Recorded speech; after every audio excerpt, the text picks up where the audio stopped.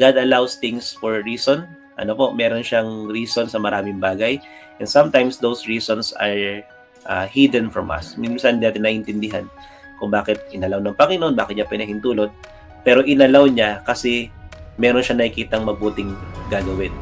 So, hindi natin kailangan maintindihan lahat ng bagay nangyari sa buhay natin.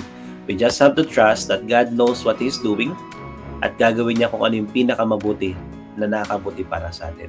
Ano po, huwag na nating i-argue, huwag na nating i-justify. Kung nangyayari yan sa buhay mo ngayon, kung may nagaganap kang problema ngayon, meron kang limitation sa isang bagay na gusto mo sana ilampasan mo yun, kung nandun ka sa point na yun, you don't have to argue with God. You just have to submit, kagaya na nangyari kay Joseph. Nung siya nandun po nung siya nakulong, hindi niya naintindihan bakit inaalaw ng Panginoon yun. Hindi naman siya gumagawa ng masama. Bakit inaalaw yun ng Panginoon?